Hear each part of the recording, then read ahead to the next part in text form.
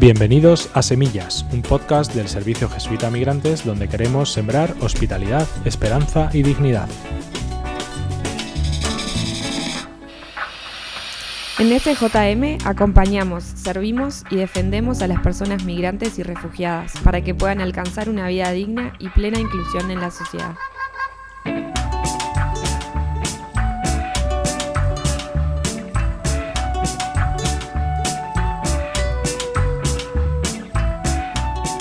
En este sexto episodio vamos a hablar de las barreras en el acceso a derechos, especialmente sobre la imposibilidad de acceder a citas de asilo en la sede electrónica de la Administración. ¡Arrancamos!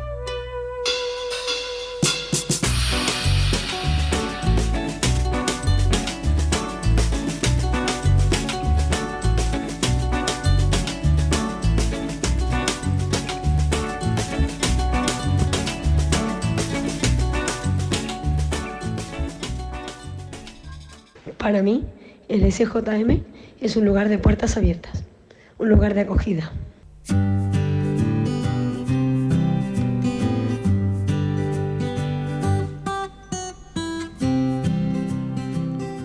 En este momento no hay citas disponibles. En breve, la oficina pondrá a su disposición nuevas citas.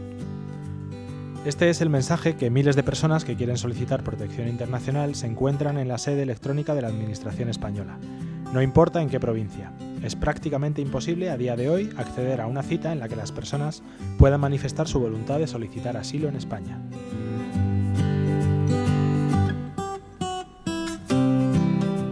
La imposibilidad de acceder a estas citas tiene un impacto muy grande en los proyectos de vida de las personas migrantes. Si hay un milagro y se consigue la ansiada fecha, la citación suele ser para dentro de muchos meses. Todos los plazos se retrasan enormemente. Al no poder optar a ser beneficiario del sistema de acogida, tampoco se obtiene el permiso de trabajo, por tanto, las personas se pueden ver abocadas a la irregularidad y la informalidad laboral. Por otro lado, este colapso afecta a los recursos de acogida y empuja a las personas solicitantes de asilo a situaciones de calle de la noche a la mañana, personas que deberían ser acogidas con la dignidad que merecen.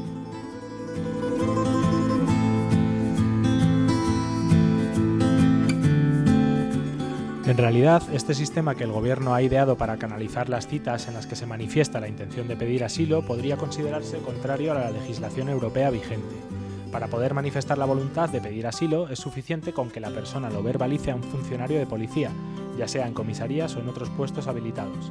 Este procedimiento de cita previa por vía electrónica no solo retrasa los proyectos vitales de las personas migrantes, es además cuestionable desde un punto de vista jurídico.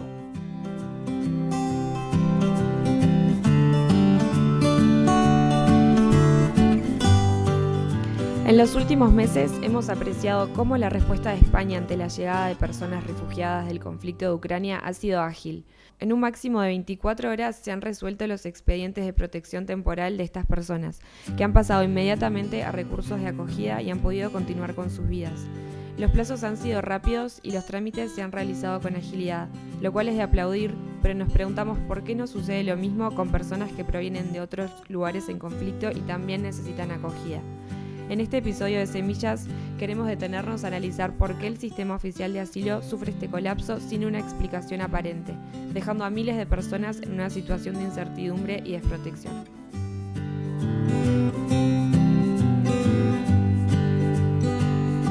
Para mí, SJM es la oportunidad de trabajar juntos al servicio de las personas migrantes más vulnerables.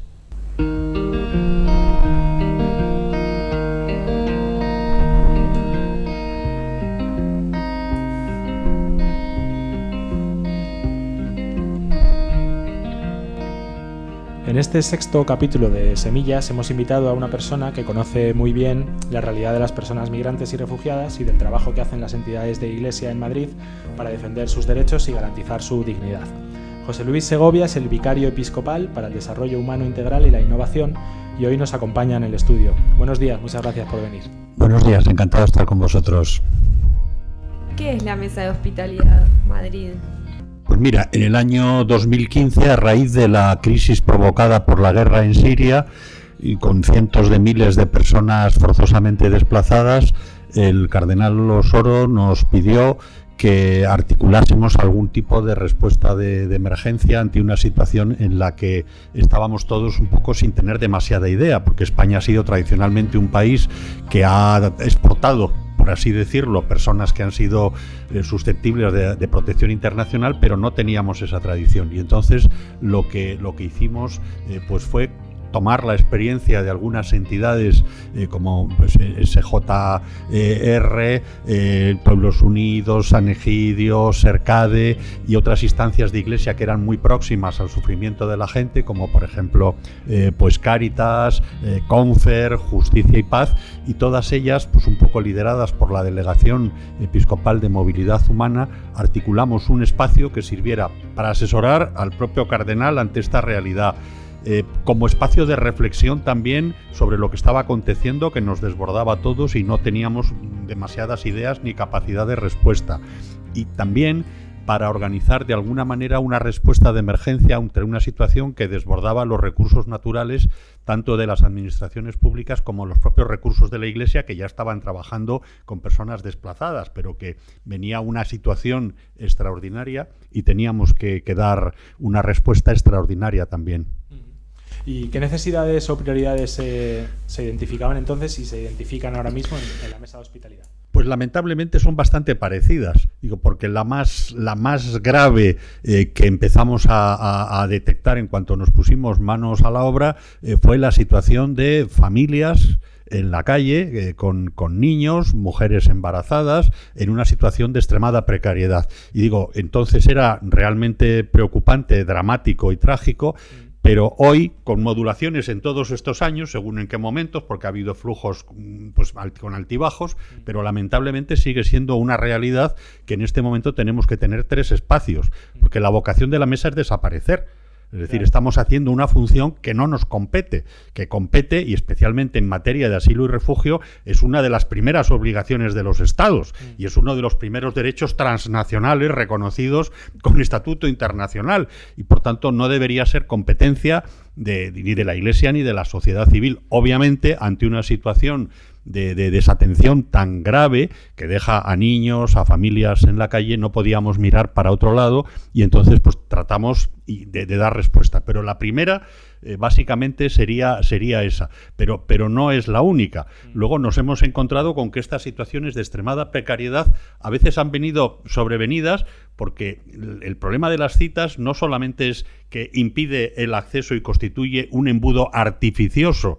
A mí no se me ocurre que cuando un detenido esté en comisaría y pida el habeas corpus, que es un derecho fundamental de todo detenido, se le diga que tiene que pedir cita para que el juez reconozca y cita de la cita. Es decir, es una aberración jurídica que lo que hace es burocratizar el acceso a un derecho fundamental que a su vez es llave de otros derechos. Y nos hemos encontrado también con situaciones de personas que incluso tenían legalizada su situación en España, tenían permiso de trabajo, permiso de residencia, y porque no llega la renovación, se quedan en una situación de ilegalidad sobrevenida. Es decir, es la propia administración con su negligencia, con la falta de recursos, la que aboca a una parte de ciudadanos que tiene plenamente integrados a la exclusión social. Es decir, lo que vemos desde la mesa es que se produce un sinsentido absoluto, y es que en lugar de generar políticas inclusivas, lo que se hace por estas negligencias o por falta de poner recursos suficientes, descoordinaciones entre las 3 administraciones públicas, es dejar a personas que incluso estaban ya integradas en situación de falta de integración, por no señalar otras necesidades que vemos también muy claras, que son las barreras que se están poniendo para el acceso al padrón por parte de muchos ayuntamientos o juntas municipales de distrito, siendo así que el padrón es primero la constatación de un hecho que permite el diseño de políticas sociales, sanitarias, incluso de seguridad. Pero si no tienes padrón, no se pueden diseñar las políticas. Ese ninguneo hacia las personas es un ninguneo hacia todos, porque pensamos que solo hacia las personas que no están empadronadas. Es hacia todos, porque está impidiendo el diseño de políticas que atiendan el bien común, la justicia social y la protección de los derechos de todos los ciudadanos, también de los que están empadronados, también de los ciudadanos españoles, porque no se pueden diseñar las políticas sin contar con los datos reales. Y segundo, es la llave que permite el acceso a otro tipo de derechos. Y por tanto estamos ninguneando a personas que estamos tratando como si fueran mercancías. Amén de dificultades que hemos ido viendo también en asistencia sanitaria, donde se va generando una burocratización muchas veces informal, que es más peligrosa que la formal, porque a veces no se sacan normas, no se saca una instrucción, pero sí se reúne al personal y se dice que hay que hacer ciertos filtros.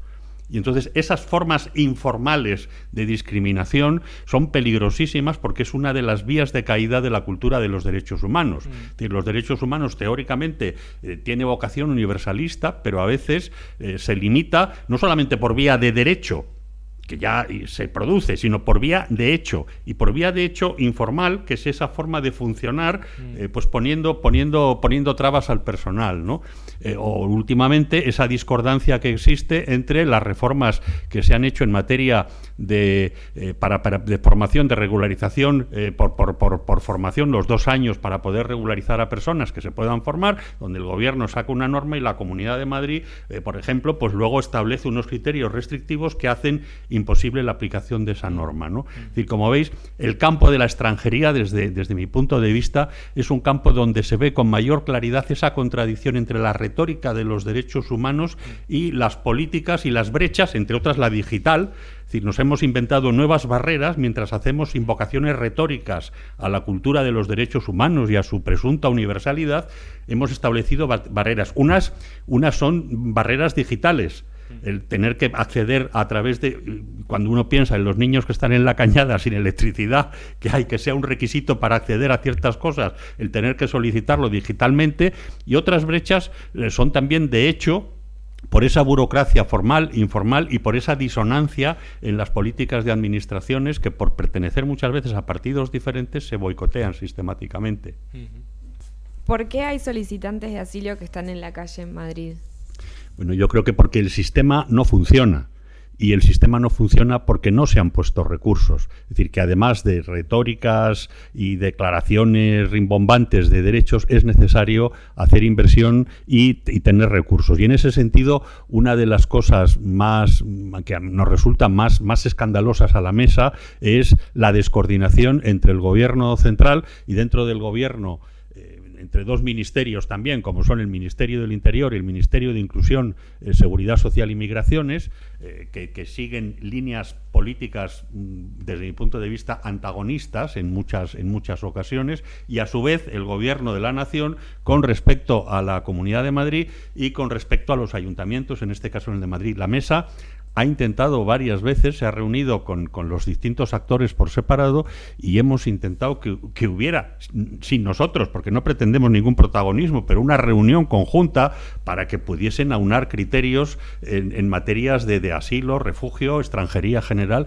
sin el más mínimo éxito, ¿no? O sea, yo creo que además de que no se ponen recursos, de que el sistema de citas me parece en sí mismo una perversión del sistema jurídico, es decir, el sistema de citas, con independencia de que funcione bien o funcione mal, ya es una perversión del sistema jurídico porque significa introducir un filtro burocrático en el ejercicio de un derecho fundamental, pues que ya lleva muchísimas décadas, incluso antes de la Constitución española. Y por tanto es una discriminación hacia las personas y un filtro que dificulta. Pero si además de eso se diseña un sistema que está burocratizado y además no se ponen los medios y además tienes a las personas esperando meses y meses y meses para el ejercicio de un derecho, ya decía el Tribunal Europeo de Derechos Humanos que una justicia que llega tarde no es justicia, pues un derecho humano que se dilata meses y meses y meses deja de ser un derecho para ser una vergüenza de quien tendría que garantizarlo. ¿Y qué recursos de emergencia o qué respuesta más concreta tiene la mesa de hospitalidad para dar respuesta? Pues la respuesta de la mesa es una respuesta bastante sencilla y bastante humilde. Se hizo una convocatoria a las parroquias y comunidades cristianas que estuvieran dispuestas a albergar provisionalmente situaciones que quedaban desatendidas, y en este momento tenemos 5 parroquias, un centro de pastoral, hay un colegio también de La Salle que está como centro de emergencia, alguna comunidad, Vedruna, que también está funcionando como como espacio de emergencia. Y bueno, pues es una respuesta que, repito, lo que nos gustaría es que desapareciese, no tener que existir, pero donde estos años pues también hay que reconocer que han pasado cerca de 1.200 personas y ha servido pues de pequeñísimo trampolín para permitir que esos derechos que estaban siendo negados desde otras instancias pues puedan articularse y estas personas de alguna manera con el apoyo de todos puedan hacer su proyecto vital en nuestra tierra. Pues muchas gracias, Josito, a vosotros por acompañarnos en Semillas y por todo el trabajo que estáis haciendo. Gracias. Para mí, SJM es diálogo y acción para defender los derechos de las personas migrantes.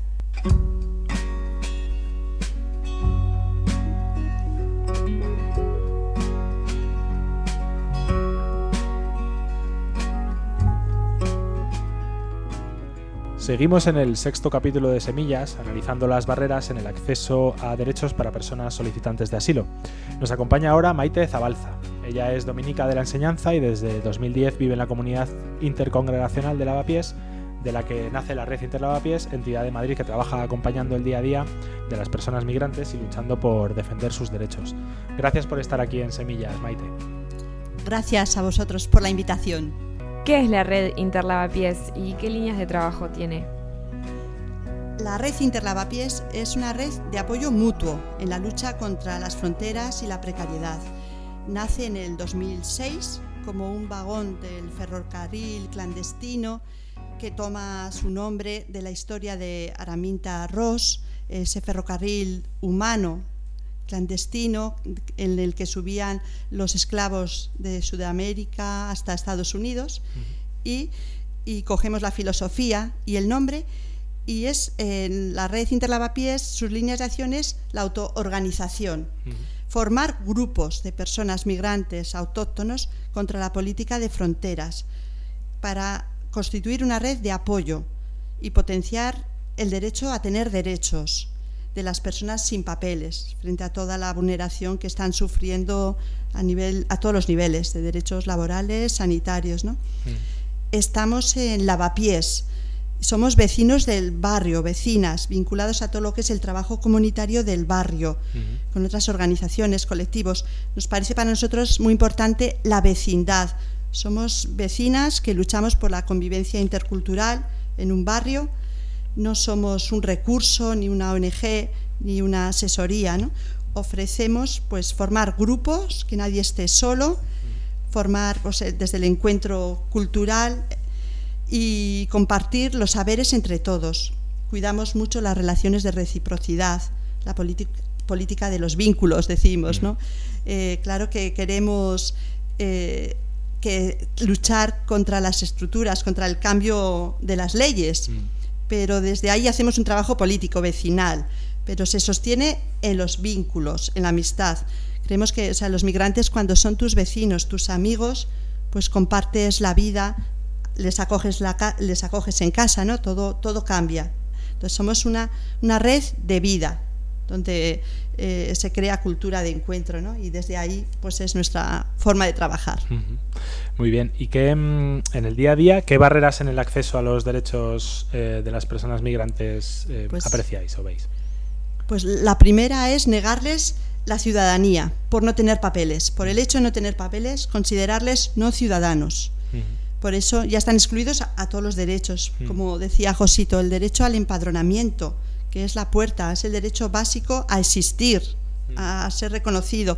Eso trae pues, problemas en Lavapiés, pues en todas partes, ¿no? La vivienda, entonces, los abusos que sufren por parte de los caseros explotadores, ¿no? El tener que vivir en estas condiciones de hacinamiento sin derecho a un contrato, ¿no? La vulneración de derechos, todo el tema de la sanidad.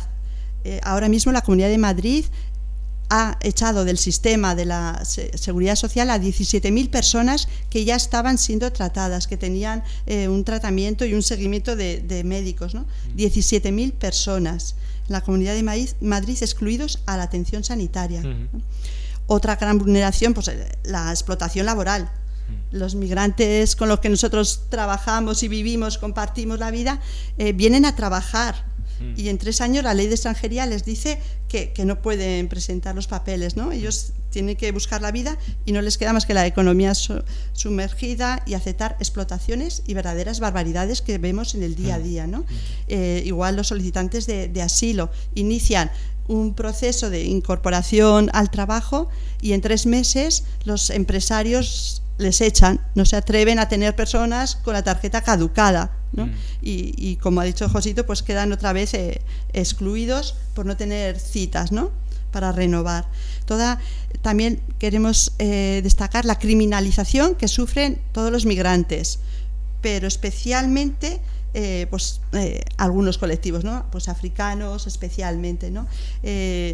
Tienen problemas de todos los problemas en el barrio son de los migrantes, ¿no?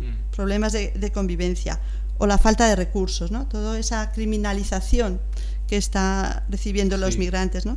Cuando es todo lo contrario, son sujetos activos en la sociedad y están aportan saberes, aportan riqueza, ¿no?, aportan diversidad, ¿no?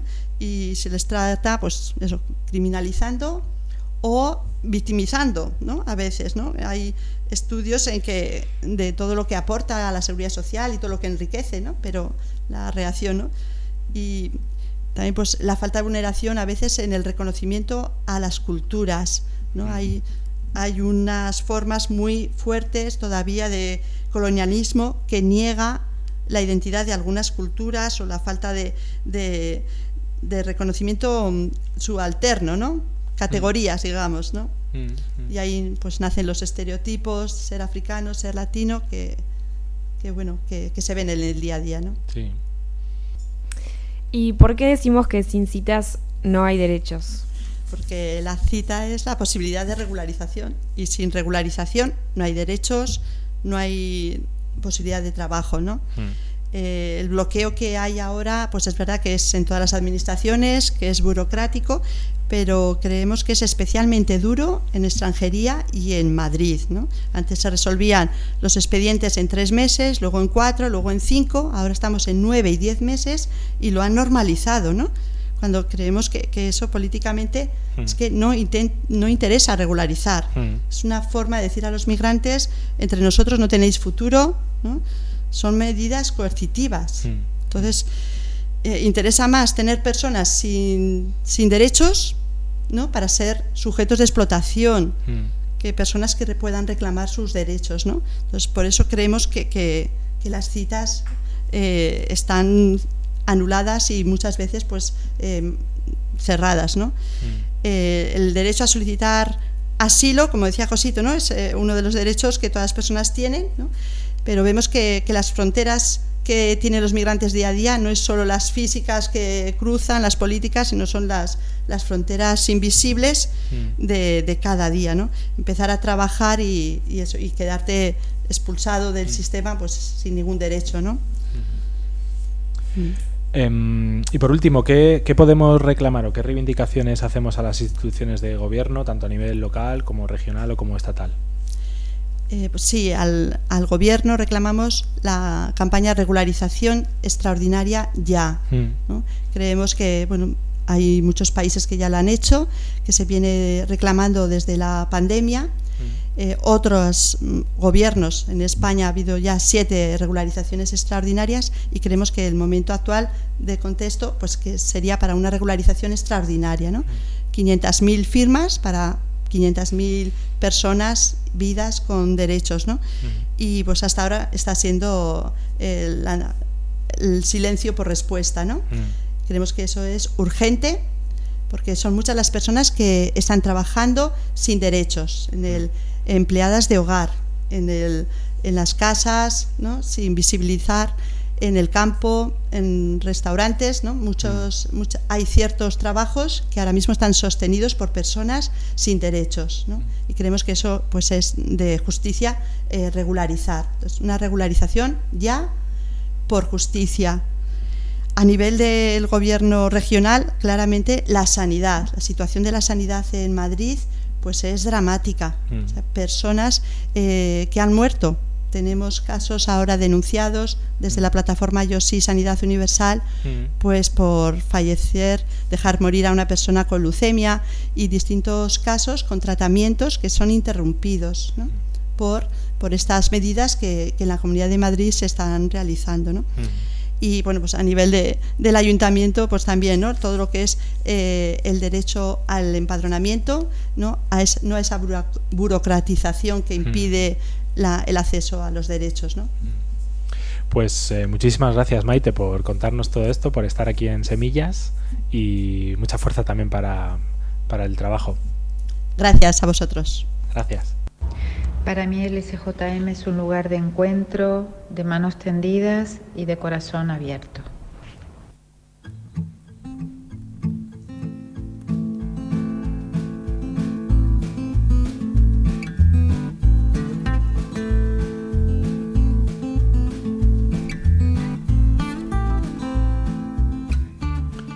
Seguimos en este sexto episodio de Semillas analizando la problemática de las barreras en el acceso a derechos para las personas migrantes que desean solicitar protección internacional. Nos acompaña en esta última parte nuestro compañero Diego Fernández Maldonado, responsable del área jurídica de la red de SJM. ¿Cómo estás, Diego? Muy bien, encantado de estar aquí con ustedes. En primer lugar, ¿cuál es la situación de colapso que se está viviendo? Bueno, en primer lugar quería dejar claro que no deberíamos estar viviendo una situación de colapso, porque así como explicaba Josito que España no tenía una tradición de recibir a solicitantes de asilo en el año 2015, ahora estamos en el año 2022 y hemos tenido unos cuantos años de un número numeroso de solicitudes en las cuales la Administración ha tenido la posibilidad de ajustar y dedicar recursos para poder dar respuesta, ¿no? Entonces, si uno analiza los datos de solicitudes, es verdad que ha habido una disrupción con el COVID, ¿no? Lógicamente, en fronteras cerradas, etcétera, pero estamos en números habituales ya para los que recibe España. Entonces no debería haber una situación de colapso, ¿no? De cara a la solicitud de protección internacional. Aún así es una problemática que identificamos en todas nuestras obras, ¿no? En todo el territorio, en todas las obras del SJM. Y sí hay que decir que, ya así como decía Maite, ¿no? La falta de acceso a un procedimiento es negarles un ejercicio de ciudadanía, ¿no? Las personas tienen la obligación, las administraciones, de dotar ese derecho a acceder a un procedimiento administrativo a todos los ciudadanos con independencia de su nacionalidad, ¿no? Entonces no se les está dotando un proceso debido. Esto que se hablaba de las citas, ¿no? ¿Qué es una cita? Aunque una cita puede tener sentido organizativamente para una administración pública, ¿no? De cara a poder, bueno, controlar la cantidad de personas que accede cada día, etcétera, se ha convertido, y esto se constata día a día, ¿no? En un obstáculo en el acceso a derechos, ¿no? Y además hay que recordar que ahora mismo lo que se está buscando en protección internacional es la cita para que te den una cita para hacer la entrevista. Ni siquiera es la cita de protección internacional, ¿no? Entonces es como una carrera de obstáculos de cara simplemente a ejercitar un derecho fundamental como es el solicitar protección internacional.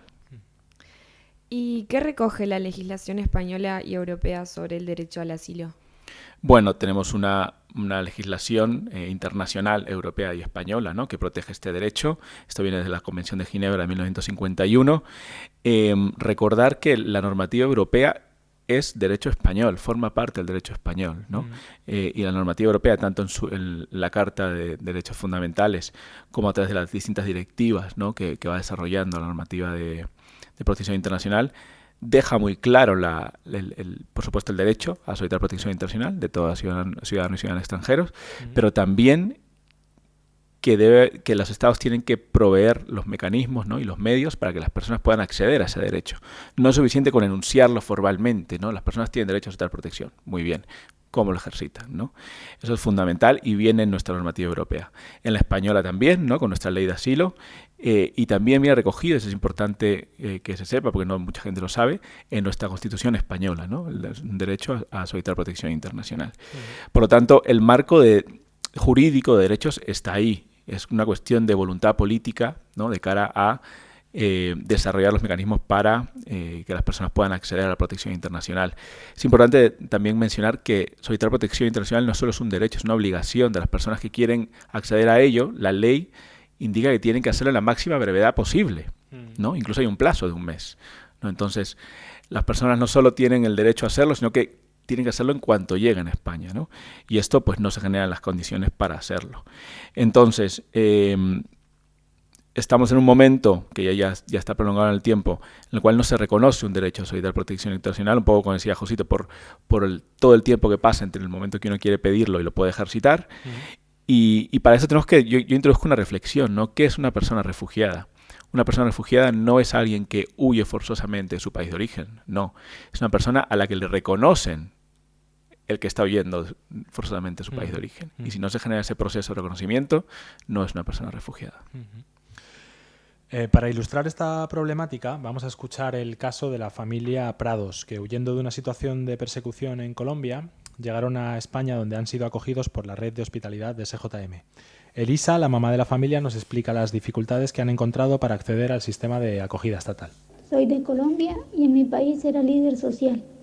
Mi intención es solicitar asilo en España. No ha sido posible porque no hay citas. En mi caso he tenido suerte porque hemos llegado a una casa de acogida. No me imagino una persona que no tenga esta clase de apoyo, ya que han pasado 3 meses intentando al menos una cita. Quiero aclarar que si solicito asilo es porque lo necesito. No estaba segura en mi país, por eso tuve que salir. Quiero contarles que cuando uno huye de su país es para resguardar su vida. Y en ocasiones como la mía, perdemos todo por cuanto hemos trabajado toda la vida. En pocas palabras, por culpa de la guerra absurda de mi país, hemos perdido nuestras vidas, todo lo que fuimos y todo por lo que trabajamos. A mis 34 años debo empezar de nuevo, con toda mi familia, que gracias a Dios y a la Fundación hoy estamos en España. Hago este audio para que pueda mejorar las citas, para que las personas como mi familia podamos iniciar nuestras vidas. Diego, ¿qué supone este retraso en los procesos para los proyectos vitales de estas familias y para su salud mental? Bueno, digamos que esta etapa, ¿no?, que ilustraba la madre de familia, ¿no?, la familia Prados, es uno de tantos casos que acompañamos desde nuestras distintas obras, ¿no?, desde acogida, desde hospitalidad. Son días, semanas y meses de revisar numerosas veces al día, ¿no?, en el sistema de cita previa, a diario, siempre sin éxito, ¿no? No hay citas disponibles, vuelve usted a intentarlo más adelante, ¿no? Y esto tiene un impacto, lógicamente, ¿no?, en el estado de ánimo, en la salud mental de las personas, ¿no?, que, por un lado, hay que recordar que tienen miedo a estar en situación irregular, ¿no? El no poder ejercer ese derecho hace que no entre en vigor el principio de no devolución, ¿no?, respecto a las personas solicitantes de protección internacional, y se mantenga en situación irregular, con el impacto también psicológico que eso tiene, ¿no?, el riesgo a la devolución. Y recordando que la solicitud de protección es la llave de bóveda, ¿no?, como decían, para acceso a toda una serie de derechos. Genera mucha impotencia cuando uno también se autoidentifica con una persona refugiada, ¿no?, como comentaba esta señora en su audio, ¿no? Yo he salido forzosamente, yo me reconozco como una persona solicitante de protección internacional y no me permiten siquiera contar mi historia, ¿no?, siquiera contar que tengo derecho a esto. Sientes, por supuesto, que todo tu proceso se retrasa, ¿no? Van pasando las semanas, las meses, no puedes reiniciar tu vida, como mencionaba ella, y no puedes empezar a tener condiciones para vivir ya una vida digna aquí en España, tanto tú como tu núcleo familiar, ¿no?, para tantos casos y casos de perfiles especialmente vulnerables. En el caso de ella, decía, tiene un recurso, ¿no?, residencial. Muchas otras personas, como ya también comentaban los compañeros que hablaron previamente, están en sistemas de emergencia o incluso en situación de calle, ¿no? Eso tiene muchísimo impacto en sus circunstancias y todo eso cambiaría con un acceso efectivo a la protección internacional, ¿no? Y Diego, ¿qué podemos hacer desde la sociedad civil organizada para denunciar este hecho y para transformar esta realidad?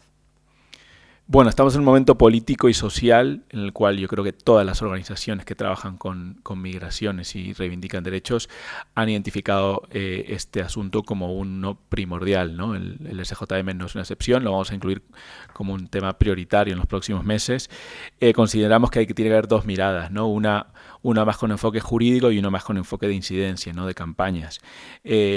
En primer lugar, y es parte de lo que estamos haciendo aquí hoy también, dar a conocer a la ciudadanía esta situación, ¿no? Estas circunstancias, los derechos que vulnera a diario por una decisión política, ¿no? Porque el marco jurídico está ahí y que puede ser fácilmente cambiado con una dedicación de medios y de recursos adecuados, ¿no? Recordar también, y creo que es importante, que no solo en Ucrania o en Afganistán, ¿no? Que son pues eventos más recientes, hay conflictos armados o necesidad de protección, ¿no? Hay perfiles nacionales de múltiples países, tanto de países subsaharianos como puede ser Mali, Burkina Faso, Sudán o países de Centro y Sudamérica, que o sufren un conflicto armado o tienen situaciones individualizadas de protección internacional. Entonces, hay solicitantes de protección que llegan a diario a nuestro país y que están intentando acceder a este procedimiento y no se está permitiendo. Entonces, dar a conocer esta situación y reivindicar a las administraciones públicas que tienen que generar, ¿no? El marco y generar los procesos para que toda persona que tenga necesidad de protección pueda acceder a ello. Y por otra parte, estamos preparando, ¿no? Con una mirada jurídica y de manera coral con otras organizaciones de sociedad civil, procedimientos ya con un enfoque más jurídico, ¿no? Porque aquí hay un claro incumplimiento de la normativa, ¿no? Porque la normativa europea lo que indica, y que no ha sido traspuesta en España, es que se pueden manifestar con la mera comparecencia la intención de solicitar protección internacional. No hace falta una cita previa. Y esa manifestación tiene que quedar debidamente recogida en un máximo de 3 días, ¿no? Esto no está ocurriendo en ningún caso, ¿no? Luego se podrá dar cita para la propia entrevista y demás, pero la constancia de la manifestación tiene que quedar recogida. Entonces, a través del litigio buscamos demostrar ese incumplimiento, ¿no? De la ley española y comunitaria y esperemos con suerte pues cambiar esa práctica administrativa y a que se ajuste a la ley y que provea derechos a las personas, ¿no? Pues muchas gracias también, Diego, por acercarte a Semillas y por contarnos también todo el trabajo, ¿no? Muchas gracias a ustedes.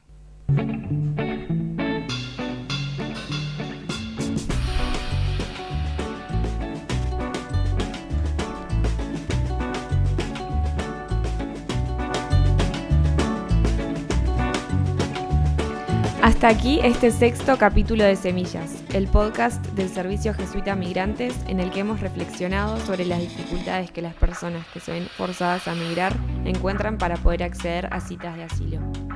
Recuerda que puedes seguirnos en nuestros perfiles en redes sociales y visitar nuestra web sjme.org para más información. Te esperamos en el próximo episodio. Hasta pronto.